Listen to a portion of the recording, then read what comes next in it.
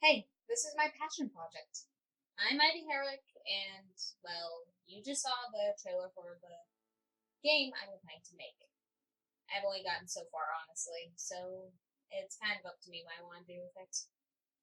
I do hope this is well enough. I must say, though, that this whole process was pretty difficult for me. Honestly, I had to work off a few things by myself. I had to figure stuff out on my own and adapt to what I could. So, hey, it's very good for me not knowing how to do this about a few months ago. I'll be leaving the intro and some other work in progresses I had during this project on screen right now while I explain stuff. Let me say something up front. Programming can be really tedious. It's just, while I was learning everything, there were many parts I had to redo because of a better version or just straight out something refused to work.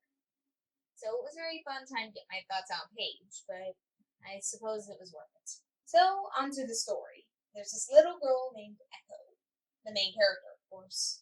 And the entire story revolves around this forest that's nearby. Basically, this forest was always this myth that basically, if you wandered into it, you wouldn't come back out. You'd disappear for good.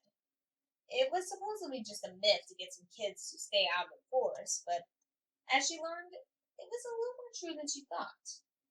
A few of her friends in the past have, well, ended up there.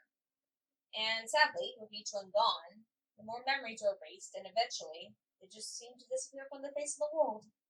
The most recent being Alex, which Echo did not take kindly towards. With less of her memories, she set out in frustration after family issues, and ended up in the forest, before going unconscious because of running into a trap for bears.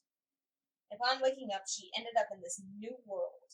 A world just like her normal one, except it was reversed. Things were upside down, some things were floating, but it was always the same things, same buildings. That was the main thing about it. It was just almost the same, but yet everything was broken, but in a complete way. And the people were reflected as well. Friends, family, everyone who was in the normal world were all monsters. At least seemingly monsters. And eventually, Echo would figure out that these monsters were just them, the same exact people, but their flaws had taken over. It shows the entirety of them and everything they were.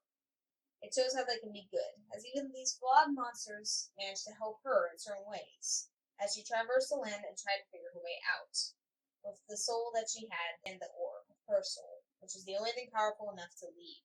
Yet, there was a chance that if she left, that this world would go into ruin, and the people who disappeared and ended up there could have died. She has two choices, either to go home or to save her friends and stay there forever, while the world is slowly dying. And honestly, it's up to the player at that point.